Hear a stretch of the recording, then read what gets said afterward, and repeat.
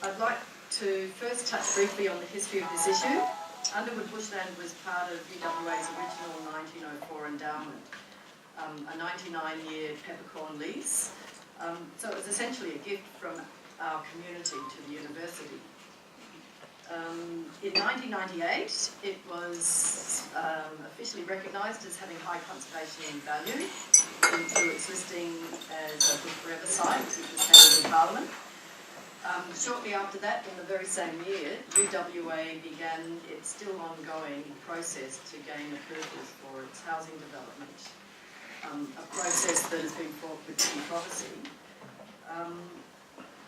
5 years later, after this, when the 99-year lease ran out, the then Labor government had the perfect opportunity to transfer this into the conservation estate, but instead decided to gift it back to the university as in freehold title. Back in 1904, when the original endowment was made, our natural biodiversity existed in abundance.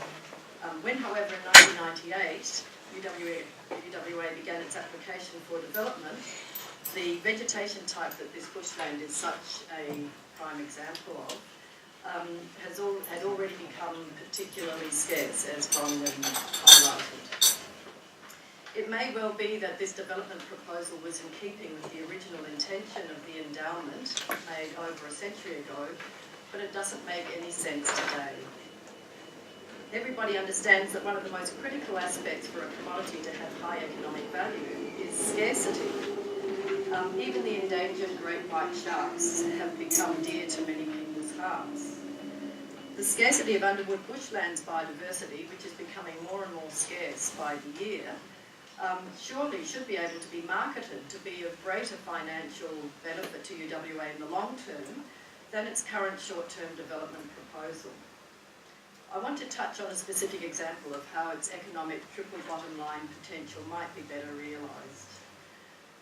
Deloitte is one of the world's most prestigious providers of a full range of financial services. In 2013, they released a report on Australia titled Building the Lucky Country, Positioning for Prosperity, Catching the Next Wave. It's, anybody can just Google it, it's freely available. In this report, they talk about the next wave having 5 new fronts, 2 of those being tourism and international education. They point out that tourism and international education are closely linked. For example, a Chinese family holidaying in Perth, having a positive experience, is more likely to choose UWA later on to send their child to study. So Deloitte then compares our Australian universities with the other formidable English-speaking unis of the US and the UK. Because of their global ambitions and deep pockets, quote, Deloitte points out that there are only 2 advantages that our universities have where we can stand ahead of them. One of them is our enviable lifestyle, i.e. a wonderful climate, open spaces, untouched natural environments. And the other one, which is related, is the gateway created by their children studying here for families wanting to resettle in Australia. Now for tourism, it's not only a key projected growth area for Australia, it's the number 2 fastest growing industry in the world. Tourism Australia recently completed new research to help our tourism industry reach its full potential for 2020. They found that world-class beauty and natural environments, rated as the 3rd most important factor for visitors' choice. This is only after a safe and secure destination and value for money. It's the next most important thing. For example, China is the world's fastest growing and biggest spending tourist market. The Chinese #1 interest is nature-based activities. Their fascination for minutiae means that our complex, biodiverse natural areas are a particular drawcard for them. Tourism Australia also looked at where visitors to Perth went while they were here. They found that 68% of our visitors did not venture outside the metropolitan area. 78% of WA's visitor dollars are spent around Perth.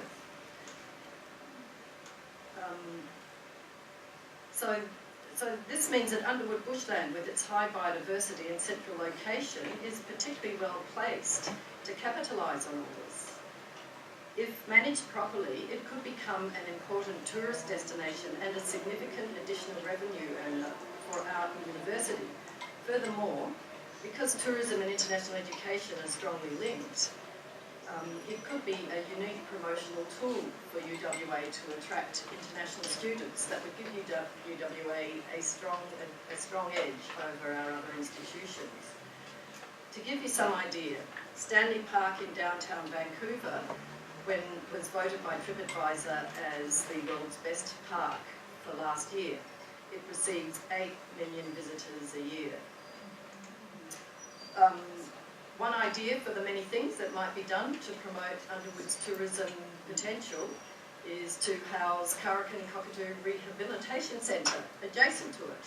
And I think we can all vouch for what a draw card these magnificent unique birds will be for visitors. Another one is a research foundation for, say, endangered species biodiversity, built in association with Underwood. Scotch College recently managed to raise $10 million in donations from parents to build a new amenity for the school. Surely something comparable should be possible here too, given the strength of feeling in the Western Suburbs community for conserving this bushland. Finally, I would like to say, Professor Anderson, that we are delighted that you, on behalf of the university, have come finally to listen to our community. This is the very community that set up our university on such a strong footing over a century ago with its generous donation of land in the form of the endowment. This issue could easily become a win-win solution for all of